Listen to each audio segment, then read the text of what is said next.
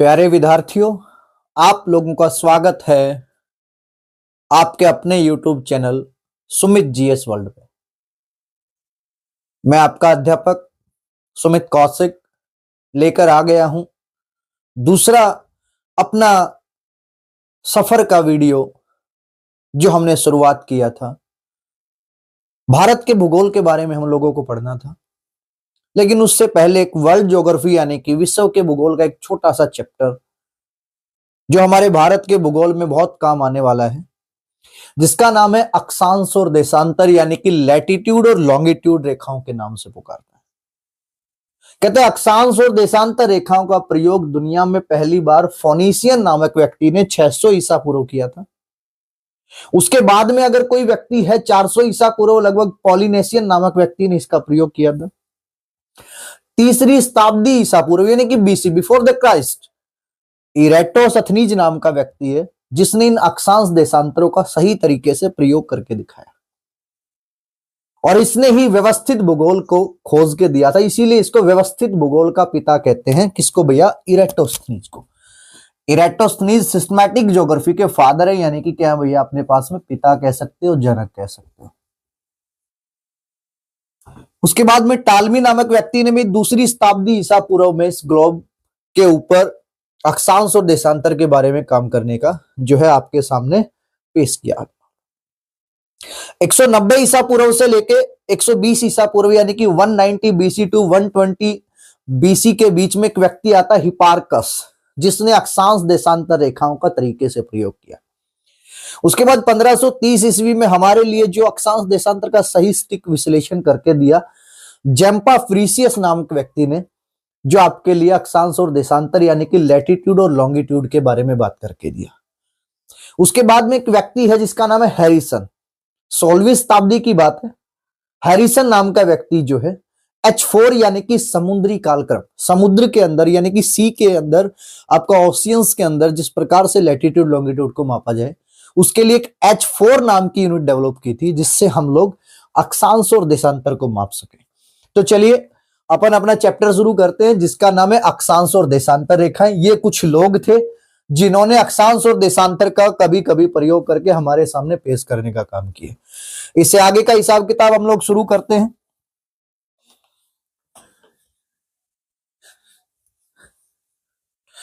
देखिए, हमारी पृथ्वी जो है, यानी कि जिसको आप लोग अर्थ बोलते हो,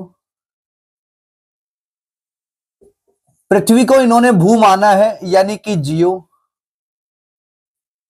और इसके कृत्रिम आकार को यानी कि आर्टिफिशियल जो लुक है,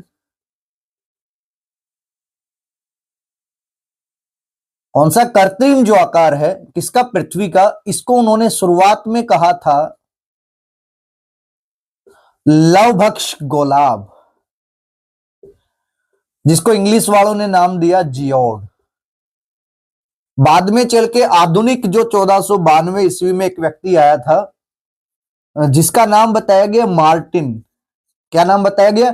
मार्टिन बेहम नाम का व्यक्ति है, जिसने आपके सामने जियोड का एक संशोधित रूप पेश किया, जिसको आप लोग किसके नाम से पुकारते हो बेटा? ग्लोब के नाम से पुकारते। देखिएगा, ये कहता है कि जी लैटिट्यूड और लॉन्गिट्यूड, कहते हैं लैटिट्यूड और लॉन्गिट्यूड आपके ग्लोब पे है, बट ग्लोब यानी कि पृथ्वी का आर्टिफिशियल लुक है, यानी कि अर्थ, भू यानी कि उसको माना यानी कि जियो। तो इसका जो पहला कृत्रिम आकार तैयार हुआ था उसको इन्होंने लवभक्ष गोलाभ यानी कि जियोड कहा था। बाद में इसका बदला हुआ रूप एक आता है 1492 ईस्वी में, एक व्यक्ति है जिसका नाम है मार्टिन बेहम नाम का व्यक्ति, जिस व्यक्ति ने आधुनिक ग्लोब को जो है ना आपके सामने परिभाषित किया है और आपके सामने ग्लोब को लेके आया है। कौन भैया? ये मार्टिन बेहम नाम का व्यक्ति है, जिसने पहली बार जो है अपने यहाँ पे ग्लोब को तरीके से पेश करने का काम किया था। चलिए आगे से हम बात करते हैं इसमें। ये ग्लोब के बारे में बातचीत हुई आपकी, उससे आगे बात करते हैं हम लोग किसी अक्षांश और देशांतर के बारे में। कहता जी ये ग्लोब आपका है,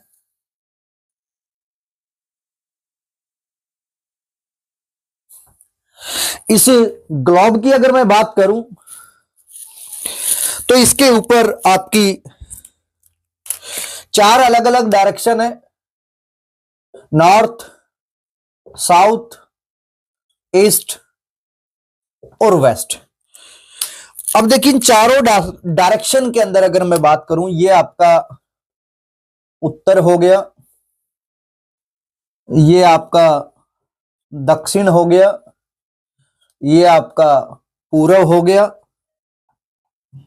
और ये आपका पश्चिम हो गया। अब कह रहे हैं जी आपके पास 2 चैप्टर, एक अक्षांश और देशांतर। उसमें से हम पहले पढ़ेंगे अक्षांश को और फिर पढ़ेंगे किसको भैया, देशांतर को। कौन कौन सी रेखाओं के बारे में बात कर रहा है, पहले अक्षांश के बारे में बात करेंगे और फिर किसके बारे में, देशांतर के बारे में बात करेंगे। वो कह रहे हैं जी हमारी जो अर्थ का आर्टिफिशियल लुक तैयार किया गया, जिसको हम लोग आजकल ग्लोब के नाम से पुकारते हैं, उस ग्लोब पर इस साइड एक 0 पॉइंट रखा गया, इस साइड एक 0 पॉइंट रखा गया और इसका नाम रखा गया 0 डिग्री अक्षांश। क्या नाम रखा गया भैया, 0 डिग्री अक्षांश नाम रखा गया। अब ये 0 डिग्री अक्षांश का मतलब इन पे यहां पे आया कि जी ये लैटिट्यूड है, यानी कि 0 डिग्री लैटिट्यूड है, तो 0 डिग्री अक्षांश दोनों तरफ आया। इसी प्रकार क्या करता है वो, यहां से फिर 1 2 3 करता हुआ था, इस यहां पे आता है, यहां पे उसको 90 डिग्री लैटिट्यूड मिलता है, 90 डिग्री अक्षांश मिलता है। उसी प्रकार टॉप ऑफ द नॉर्थ यहाँ पे गया, उत्तरी हिस्से में, वहां पे इसको 90 डिग्री मिलता है। तो टोटल अगर मैं बात करूं, उसने क्वेश्चन पूछा कि ग्लोब पर कुल अक्षांश यानी कि लैटिट्यूड की संख्या कितनी है, how many total latitude on globe, यानी कि इस ग्लोब पे कुल अक्षांश की संख्या कितनी है, नॉट रेखा, नॉट लाइन। कह रहे कि केवल अक्षांश बताइए, कुल अक्षांश आपके कितने हैं। तो इससे ऊपर का हिस्सा नॉर्थ है, जिसको अपन उत्तर बोलते हैं, तो इसमें हमारे पास संख्या कितनी आई भैया, 90, क्योंकि 90 पॉइंट बने। दूसरा हिस्सा साउथर्न है, जिसको आप लोग दक्षिणी बोलते हो, उसमें भी कितना मिला इसको, 90, 90 प्लस 90 180, 0 वाला एक कॉमन हो गया, टोटल कितना हो गया 181। तो how many total latitude on the globe, globe पर कुल अक्षांश की संख्या अगर आपसे पूछेगा तो कितना बन पाया, 181 यहां पे बन पाया। उसके बाद कहता है जी जो लैटिट्यूड हमने बनाई, जो अक्षांश हमने दोनों तरफ लगाई, उनको एक डॉटेड लाइन से मिला दिया गया। अब जैसे ही इनको मिलाया, दोनों बिंदुओं को मिलाया, तो ये रेखा बन गई। इस रेखा ने पृथ्वी यानी कि भू को बीचों बीच बांटा, बीचों बीच यानी कि मध्य से बांटा, यानी कि इस रेखा का नाम क्या हो गया, भूमध्य रेखा। यानी कि 0 डिग्री अक्षांश से जो रेखा गुजर रही है आपकी, क्या नाम बताया, भूमध्य रेखा। अंग्रेजी वाले इसको क्या कहते हैं भैया, इक्वेटर लाइन। कौन सा लाइन बोला गया इसको, इक्वेटर लाइन बोला गया। यानी कि 0 डिग्री अक्षांश को मिलाने वाली जो रेखा है, उसको नाम क्या दिया गया, भूमध्य रेखा दिया गया, इक्वेटर लाइन इसको नाम दिया गया। उससे ऊपर 1 पॉइंट से 1 को मिलाया गया, 2 को 2 से मिलाया गया, 3 से 3 को मिलाया गया, इस प्रकार मिलाता मिलाता लास्ट में 89 को 89 से ही मिला पाया। किसको मिला पाया, 89 को 89 से ही मिला पाया। 90 सिंगल डॉट हो गया। अब जो 90 है वो सिंगल डॉट हो गया, यानी कि अकेला डॉट हो गया, और लाइन बनाने के लिए 2 डॉट की जरूरत थी। तो इसलिए इस नॉर्थन साइड में, यानी कि जो आपका नॉर्थन हेमिस्फीयर बना, यानी कि जो आपका उत्तरी गोलार्ध बना, इस उत्तरी गोलार्ध में कितनी रेखाएं खींच पाया वो, 89। सेम टू सेम ये साउथर्न हेमिस्फीयर में आया, यानी कि दक्षिणी गोलार्ध में आया। अब भैया जब दक्षिणी गोलार्ध यानी कि साउथर्न हेमिस्फीयर में आया, तो बंदे के पास फिर वही 89 बन पाई। यानी कि दोनों ही हेमिस्फीयर में इक्वेटर ने क्या किया, हमारी अर्थ के 2 टुकड़े किए। पहला टुकड़ा नॉर्थन हेमिस्फीयर, जिसको उत्तरी गोलार्ध कहा। दूसरा टुकड़ा साउथर्न हेमिस्फीयर यानी कि दक्षिणी गोलार्ध इसने कहा। अब उत्तरी गोलार्ध के अंदर जो पॉइंट बनाए थे अक्षांशों के यानी कि लैटिट्यूड के, उन दोनों बिंदुओं को मिलाने से जो रेखा बना पाया, उत्तरी गोलार्ध में बना पाया 89, दक्षिणी गोलार्ध में बना पाया 89, यानी कि दोनों तरफ का 90 सिंगल डॉट था। और सिंगल डॉट होने के कारण वहां से रेखा नहीं बन पाई, इसलिए 89 रेखा ऊपर की तरफ बनी, 89 रेखा नीचे की तरफ बनी। अब उसका अगला क्वेश्चन क्या था जी? अगला क्वेश्चन इसका है ये कि भैया ये जो ग्लोब है आपका, उस ग्लोब पर कुल अक्षांश रेखा कितनी है? अब बोला लैटिट्यूड लाइन कितना है, ऊपर क्या पूछा? Only latitude. देन आंसर कितना है? 181। अब कह रहे जी ग्लोब पर कुल अक्षांश रेखा कितनी है? तो अक्षांश रेखा में हमने देखा कि जी नॉर्थन हेमिस्फीयर यानी कि उत्तरी जो गोलार्ध है उसमें मेरे पास रेखा खींची आई कितनी भैया? 89। दूसरा कह रहा जी साउथर्न हेमिस्फीयर यानी कि दक्षिणी गोलार्ध, इसमें भी कितनी रेखा खींच पाया? 89। 89 प्लस 89 178, प्लस में एक जीरो वाली यानी कि 179, यानी कि ग्लोब पर अब कुल अक्षांश रेखा की संख्या, how many total latitude on globe, then कितना आंसर आया? 179 आंसर यहां पे आ रहा है। कितना आंसर आ रहा है? 179। अब वो कह रहा है जी जो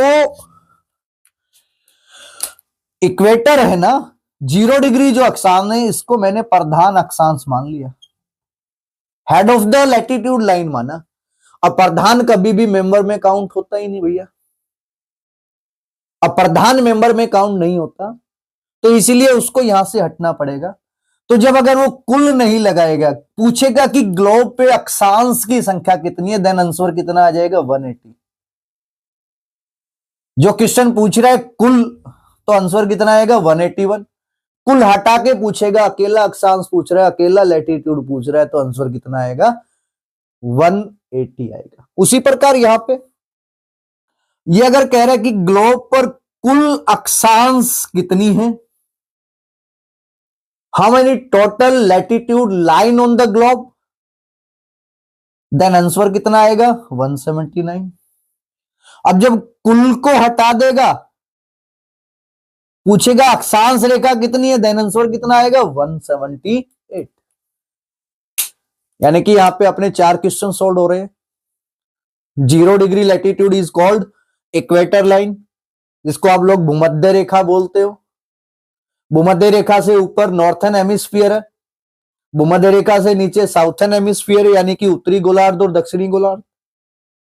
उत्तरी गोलार्ध में भी 90 पॉइंट बन पाए, दक्षिणी गोलार्ध में 90 पॉइंट बन पाए, यानी कि 90 लैटिट्यूड आपकी ऊपर है, 90 लैटिट्यूड नीचे है। तो how many total latitude on the globe, then northern are the 90, southern are the 90, 90 plus 90 180, एक जीरो वाला 181, टोटल कहेगा तो 181। अब दोनों पॉइंटों को मिला के वो लाइन यानी कि रेखा बनाना शुरू करता है, और जब उसने रेखा बनानी शुरू की तो ऊपर भी 89 बना पाया, नीचे भी 89 बना पाया, क्योंकि दोनों तरफ का 90 सिंगल डॉट था। अब दोनों तरफ का 90 अगर सिंगल डॉट है, तो क्योंकि जब तक डबल डॉट नहीं आएगा, 2 बिंदु नहीं होंगे जब तक, तब तक यह रेखा नहीं बने। अब रेखा नहीं बनेगी तो सिंगल डॉट पे रेखा क्यों कर बनाओगे? अब सिंगल डॉट पे नहीं बनाओगे तो वो नहीं बन पाएगी। तो ऊपर की तरफ कितनी बना पाया? 89 रेखा बना पाया भाई, और नीचे भी 89 बना पाया। तो अब क्वेश्चन अगले का क्या रहा कि ग्लोब पर कुल अक्षांश रेखा की संख्या कितनी है, how many total latitude line on globe.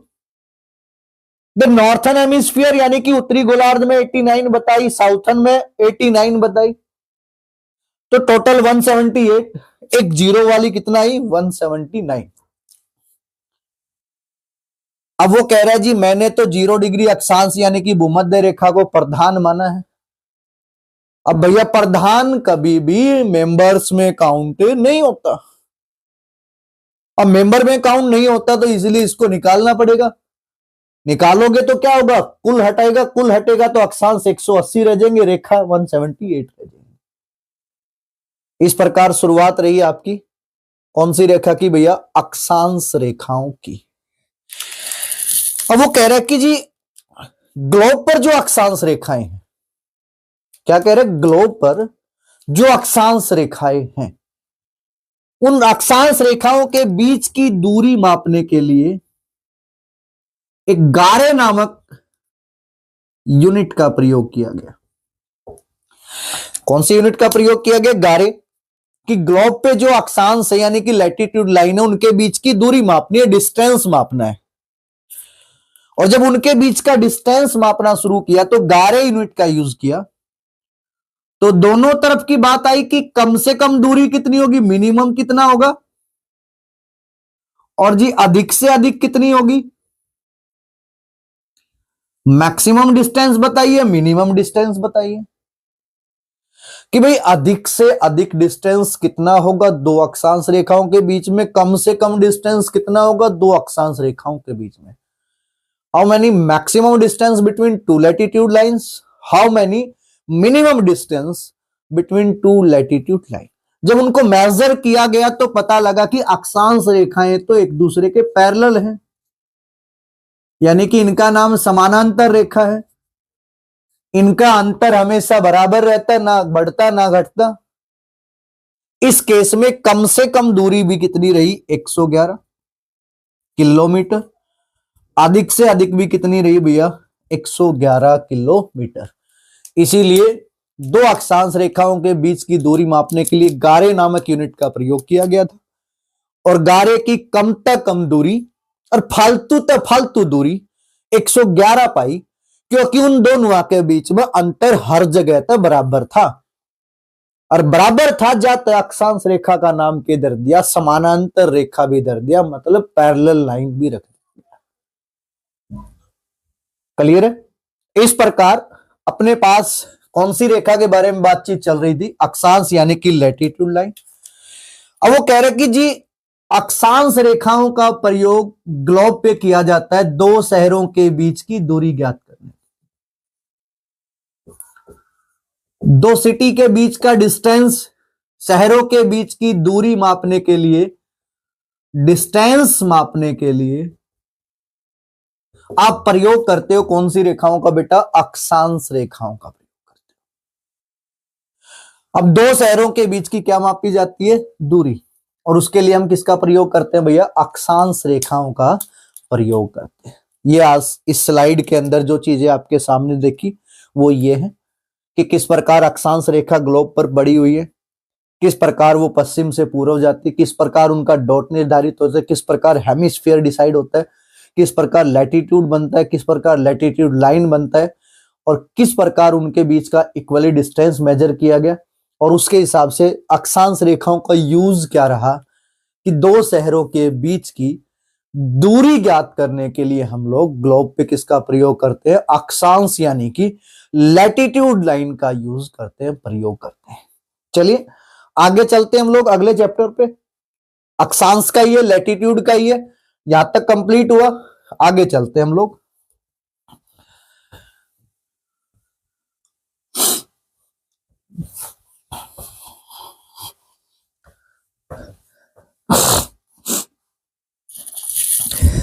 अब देखिएगा अपने सामने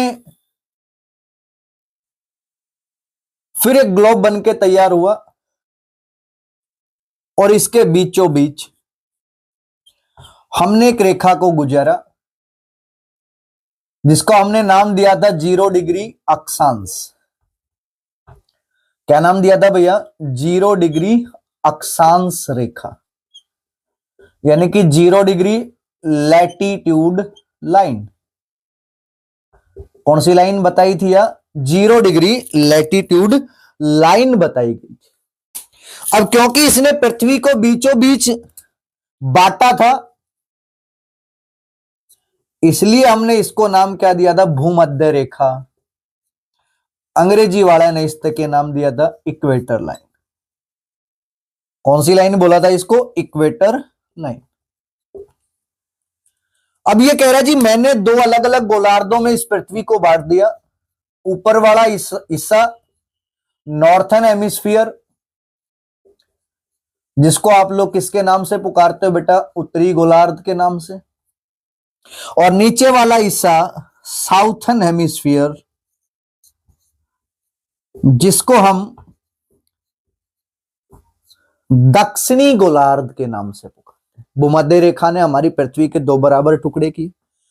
अब जो उत्तरी गोलार्ध में अक्षांश होगा वो उत्तरी अक्षांश, और दक्षिणी गोलार्ध में जो अक्षांश होगा वो क्या कहलाएगा? दक्षिणी अक्षांश कहलाएगा। उनमें से हम लोगों ने इंपॉर्टेंट पॉइंटों को उठाया। जैसे ऊपर की तरफ जाओगे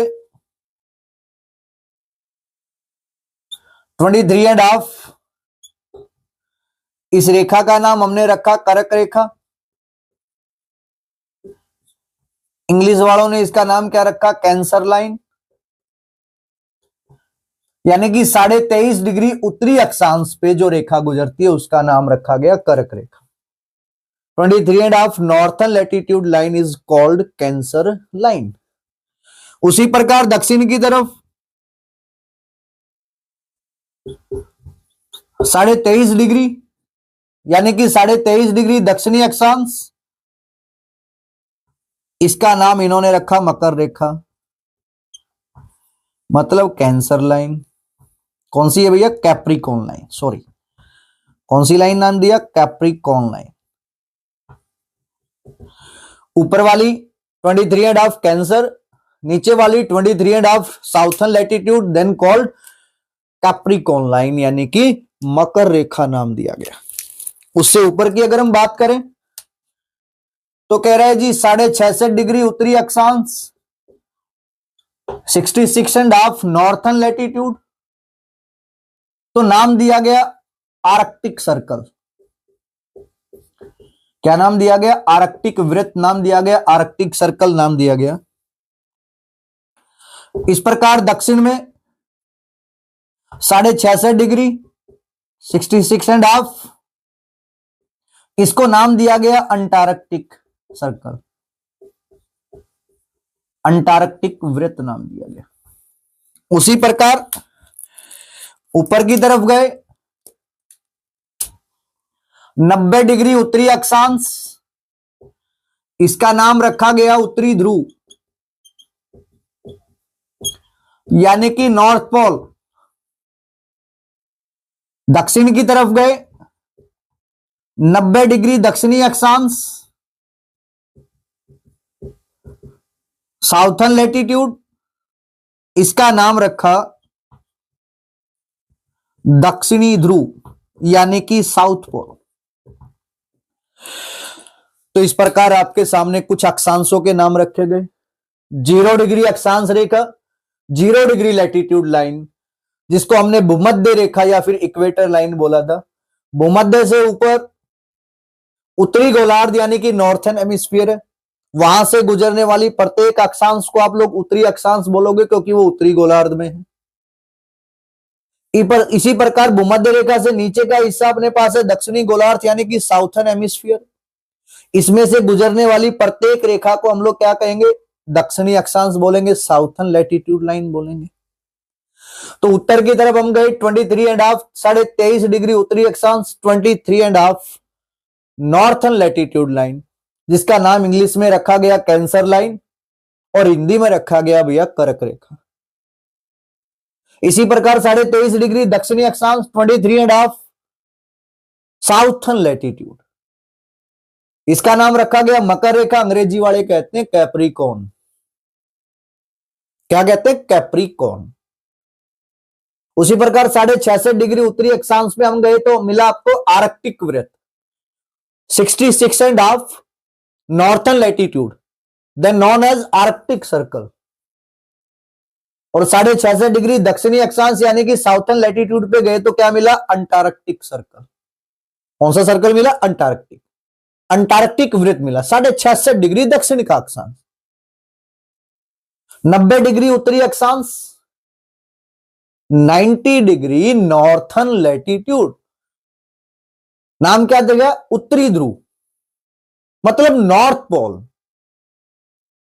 उसी प्रकार 90 डिग्री दक्षिणी अक्षांश, 90 डिग्री साउथर्न लैटिट्यूड। क्या नाम दिया? दक्षिणी ध्रुव, यानी कि साउथ पोल इसका नाम रखा गया। तो इस प्रकार आपके सामने कुछ इंपॉर्टेंट अक्षांश रेखाएं आपकी थी जिसका नाम अलग अलग रखा गया। ये सभी रेखाएं आपके सामने थी। चलिए आगे पढ़ते हैं इसमें हम लोग। इससे आगे क्या कहता है कि जी अपनी पृथ्वी यहां पे है,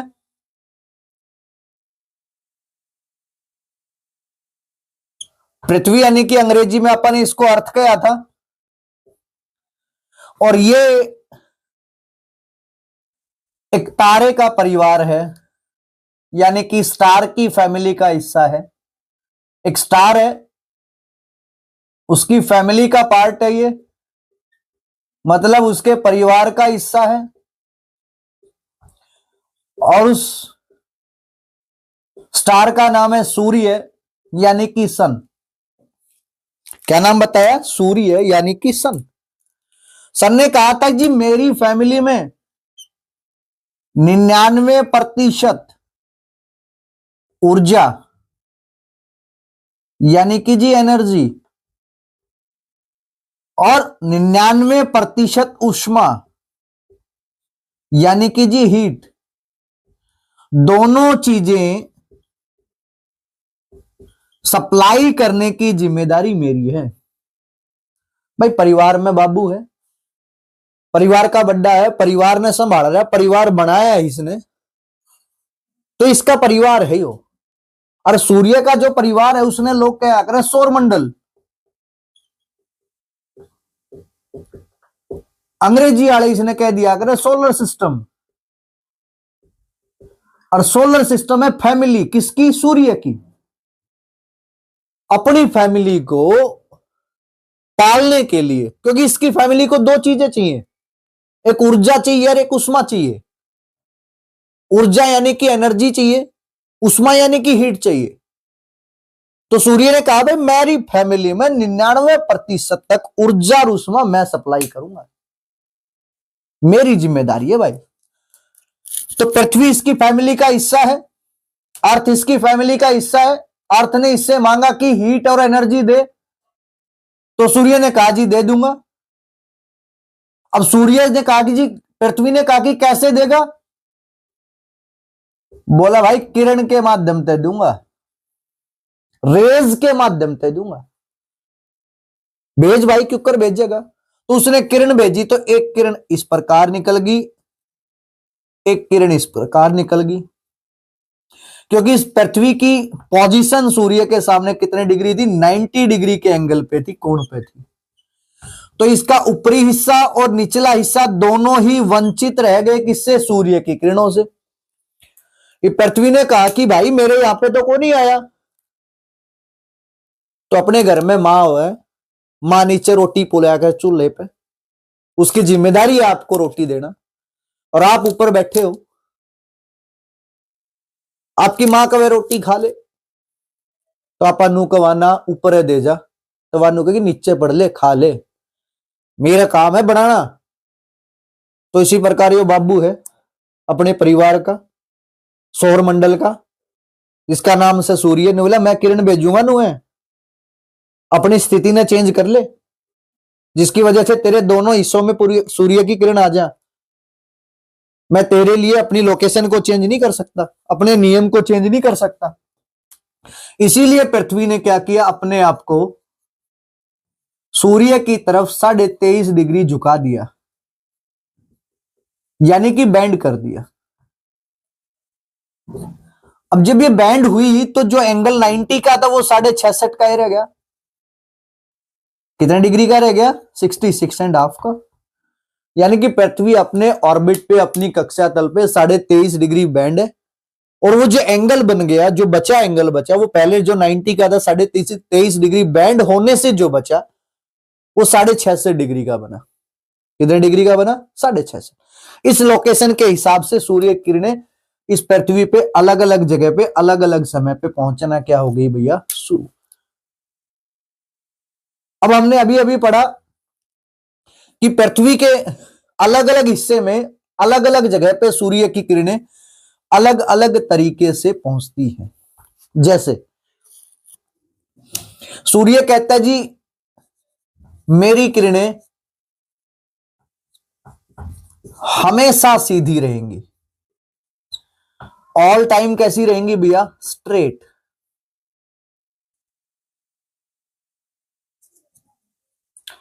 ऑल टाइम रहेंगी स्ट्रेट।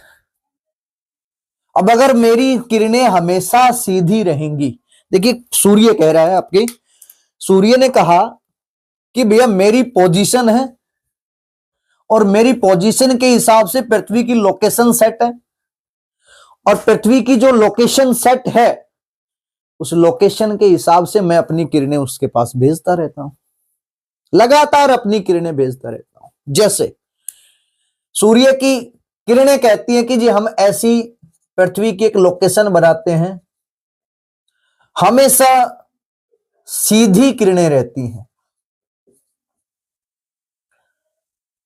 अब जब सीधी किरणें रहेंगी तो गर्मी ज्यादा होगी, और गर्मी ज्यादा होगी तो उसको कहा जाएगा उष्ण कटिबंध, यानी कि आपका कौन सा जोन बनेगा, ट्रॉपिक जोन।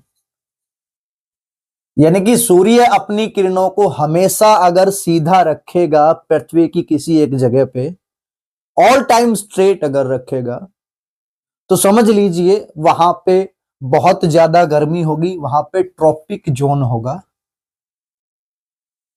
और ऐसा सिचुएशन हमारी पृथ्वी पे बनती है 0 डिग्री अक्षांश रेखा पे।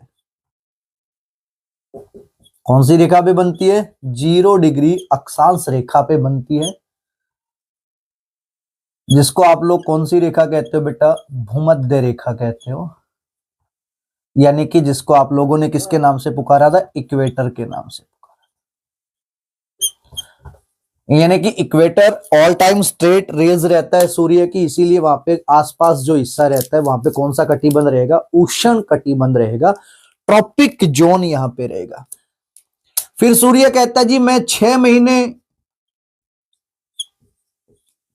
जो किरण है वो स्ट्रेट यानी कि सीधी भेजता हूं, 6 महीने अपनी किरणों को तिरछा यानी कि बेंड करके भेजता हूं। अब जब सीधी देगा तो गर्मी, तिरछा देगा तो सर्दी, और ऐसे गर्मी और सर्दी वाले हिस्से को कहा जाता है उपोष्ण कटिबंध। कौन सा कटिबंध, उपोष्ण, यानी कि सब ट्रॉपिक जोन। कौन सा जोन बताया, सब ट्रॉपिक जोन। और ऐसा जोन हमारे यहां पे या तो 23.5 डिग्री उत्तरी अक्षांश पे संभव है, या फिर 23.5 डिग्री दक्षिणी अक्षांश यानी कि नॉर्थन साउथर्न लैटिट्यूड पे है। ऊपर का हिस्सा कर्क रेखा, नीचे का हिस्सा बेटा मकर रेखा। यानी कि 6 महीने किरणें सीधी रहती हैं, 6 महीने किरणें तिरछी रहती हैं। ऐसा संभव हमारी पृथ्वी पे 2 जगह होता है, 23.5 डिग्री उत्तरी अक्षांश कर्क रेखा पे, 23.5 डिग्री अक्षांश दक्षिणी रेखा पे, मकर रेखा पे। इस प्रकार यहाँ पे जो कटिबंध रहता है, इनके आसपास जो शहर रहेंगे उनके ऊपर रहेगा आपका उपोष्ण कटिबंध, यानी कि गर्मी और सर्दी का मौसम रहेगा। उसके बाद कहता है जी एक जगह ऐसी है जहां पे हम हमेशा सूर्य की किरणें तिरछी भेजता हूं, कोई लोकेशन ऐसी है, ऑल टाइम बैंड रहेगी। अब ऑल टाइम बैंड रहेगी तो जी वहां पे जो कटिबंध बनेगा उसका नाम है शीतोष्ण कटिबंध। अंग्रेजी में आप इसने कह देंगे टेम्परेट जोन। कौन सा जोन बनाएंगे, टेम्परेट। जहां सूर्य की किरणें हमेशा तिरछी रहेंगी, वहां पे हल्की हल्की ठंड रहेगी, और ऐसे हल्की ठंड वाले मौसम को कहा जाता है टेम्परेट जोन। और ये टेम्परेट जोन अपने यहाँ पे कहां पे होगा, 66.5 डिग्री उत्तरी अक्षांश और 66.5 डिग्री दक्षिणी अक्षांश। ये दोनों आपके आर्कटिका सर्कल यानी कि आर्कटिका वृत्त, और दूसरा अंटार्कटिका वर्ग यानी कि अंटार्कटिका सर्कल, यानी कि यहां पे हमेशा हल्की हल्की ठंड रहेगी, जिसको हम लोग शीतोष्ण कटिबंध कहते हैं। तो आर्कटिका और अंटार्कटिका के आसपास जो भी देश होगा वहां पे शीतोष्ण कटिबंध रहेगा, यानी कि टेम्परेट जोन रहेगा। लास्ट में कहता है जी मैं सूर्य की किरणें बहुत कम भेजता हूं, रेयर केस होता है, कभी कभी पहुंचते हैं, और कभी कभी पहुंचेंगी तो बर्फ जम जाएगी, और बर्फ जम जाएगी तो उसको कहा जाता है शीत कटिबंध। कौन सा कटिबंध कहा जाता है? शीत यानी कि फ्रीज जोन। कौन सा जोन है? Freeze zone. अब फ्रीज जोन की अगर हम बात करेंगे तो वो अपने यहां पे 90 डिग्री उत्तरी अक्षांश और 90 डिग्री दक्षिणी अक्षांश पे मिलेगा। 90 degree northern latitude, 90 degree southern latitude दोनों पे मिलेगा। और यहां पे अपने पास कौन होंगे? यानी कि उत्तरी ध्रुव यानी कि आपका नॉर्थ पोल, दक्षिणी ध्रुव यानी कि आपका साउथ पोल रहेंगे।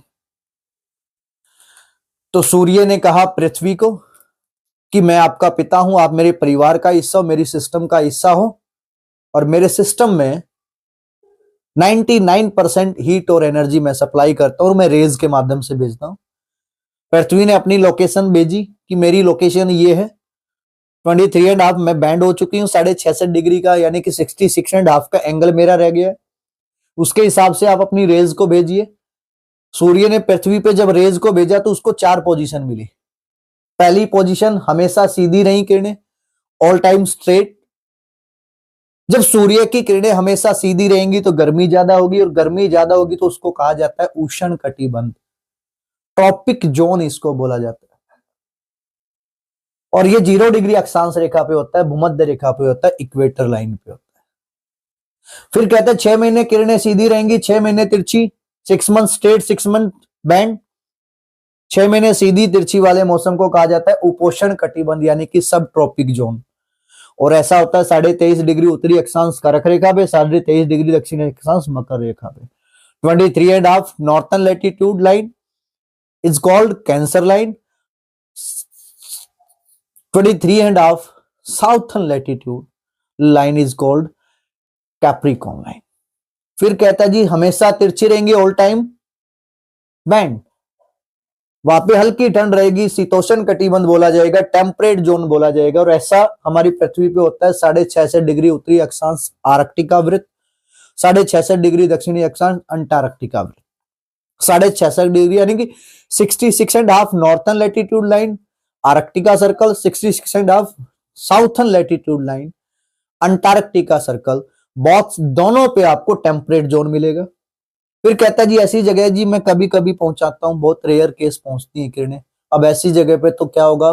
बर्फ जम जाएगी, बर्फ जम जाएगी तो फ्रीज हो जाएगा। कौन सा जोन बनेगा? फ्रीज जोन बनेगा। और फ्रीज जोन आपका कहां पे बन रहा है? 90 डिग्री उत्तरी अक्षांश उत्तरी ध्रुव पे, 90 डिग्री दक्षिणी अक्षांश दक्षिणी ध्रुव पे, 90 degree northern latitude then north pole, 90 degree southern latitude then south पोल।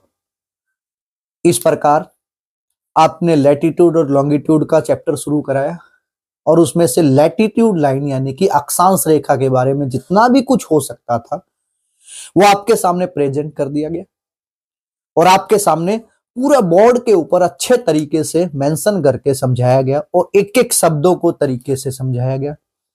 अब देखिएगा, अगर आपको ये चाहते हो कि देखिए सर हमें समझ में तो आ गया, अब इसके वन लाइनर क्वेश्चन कहां से मिलेंगे, इनका ऑब्जेक्टिव कहां से मिलेगा, इनका सॉल्यूशन कहां से मिलेगा, प्रोजेक्ट कहां से मिलेगा। देखिए 4 चीजें बोल रहा हूं मैं। पहले जैसा प्रोजेक्ट आपके सामने पेश किया गया, सेम टू सेम एक प्रोजेक्ट, क्लियर है। दूसरा इसका वन लाइनर क्वेश्चंस, तीसरा इसका ऑब्जेक्टिव, और चौथा इसके ऑब्जेक्टिव का सॉल्यूशन, और पांचवा वो क्वेश्चंस जो एग्जामिनर ने आपके पिछले प्रीवियस ईयर एग्जाम्स में किसी भी प्रकार का एग्जाम्स है, लैटिट्यूड से रिलेटेड कोई भी क्वेश्चन उन्होंने पूछ रखा है या भविष्य में वो पूछने वाला है, वो क्वेश्चंस और उनके आंसर वो आपको मिल जाएंगे। ये आपका यूट्यूब चैनल है जहां पे आप लोग वीडियो देख के स्टडी कर सकते हो, जिसको आप लोग @सुमित जीएस वर्ल्ड के नाम से आप पढ़ रहे हो। कोई गैप नहीं देना है, डायरेक्टली पढ़ना है आपको इसमें। और अगर आपको इसका पीडीएफ चाहिए, वन लाइनर चाहिए, ऑब्जेक्टिव चाहिए, तो आप आइए @सुमित जीएस वर्ल्ड आपके टेलीग्राम चैनल से जुड़िएगा और आप अच्छे से तैयारी करिएगा। और वही दोबारा से कहना चाहूंगा, अपने सपनों को साकार कीजिएगा अपने इस प्लेटफॉर्म के माध्यम से और पढ़ के लग जाइएगा नौकरी और संवारिएगा अपनी जिंदगी। दम है दिखाना पड़ेगा, दम है दिखाना पड़ेगा, कुछ करके दिखाना पड़ेगा। अगर आए हो इस दुनिया में तो कुछ लोगों को दिखाना पड़ेगा दोस्तों। और पढ़ना पढ़ाना मैं आपके साथ हूं, आप मेरे साथ हैं। लगे रहिएगा @सुमित जीएस वर्ल्ड में।